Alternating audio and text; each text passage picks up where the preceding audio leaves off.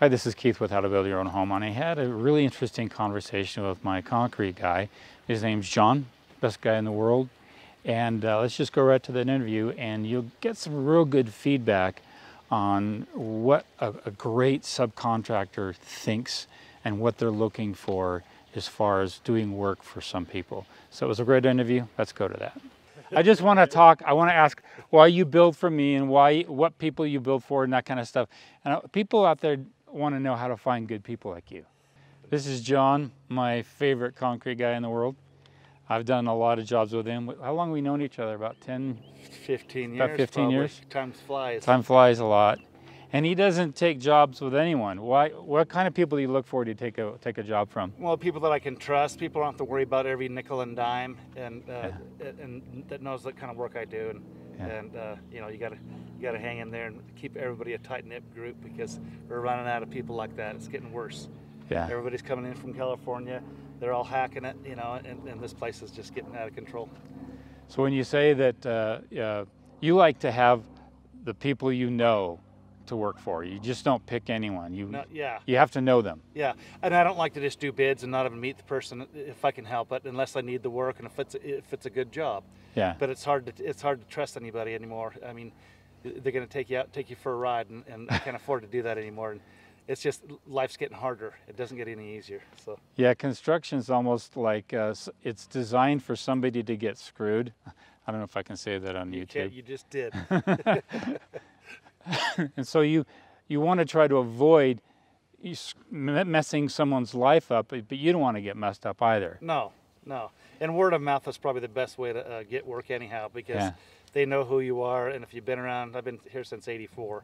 Yeah. So that's a long time, and I worked for my cousin for 9 years, and then I decided, you know, if I'm going to do it, I got to be on my own, because I was doing the same thing anyway back then. So yeah.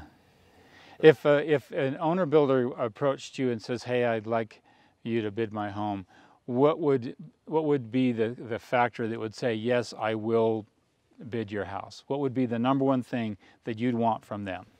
Mostly, can I trust them, and do they trust me? I mean, it's got to be a combination of both. Yeah. Like I said, people are coming in from everywhere now, and it's hard to trust anybody, because all it takes is a couple get burned a couple times a year, and it kind of puts you back into check in reality. You know? So, yeah. How would you suggest that they get trust in you? By referrals. Referral, okay. By referrals, because you know, I don't even advertise anymore. I used to, and I don't even do the phone book anymore. Because the only time the phone book ad came in handy if somebody couldn't remember my name or whatever, and then we're looking for me anyway. They already knew me. Yeah. You know, the phone book, you're just getting a bunch of riff-raff people that are coming in and want the lowest bid, and you know, and stuff like that. And the lowest bid isn't what it's all about. And you know, the smaller jobs aren't really worth doing it. But sometimes I'll do small jobs if I like the people. Mm-hmm. But you'll always find, you know, people. There's a lot of good people out there. It's just mostly, the more as time goes by, it's going to get worse. Yeah, you're going to get burnt more. Yeah, and just, you know, stuff like that. So if you get any kind of wind that person wants to take advantage of you, to me that's my red flag. I'm gone.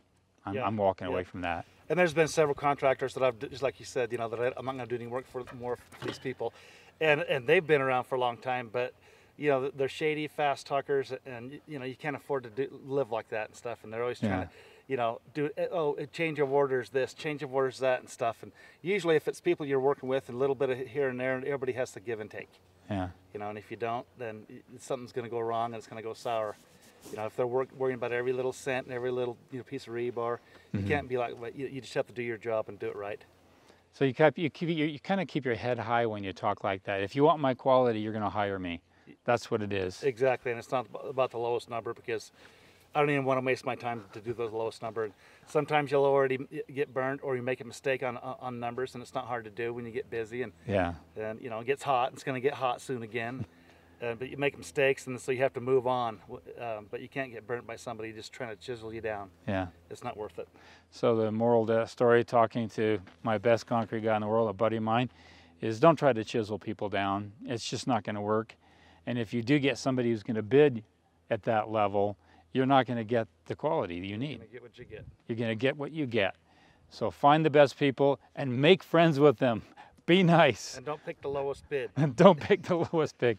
That's the best advice we can have. This is Keith Kelch with How to Build Your Own Home, talking with John, my best concrete guy here at the job site. You guys take care.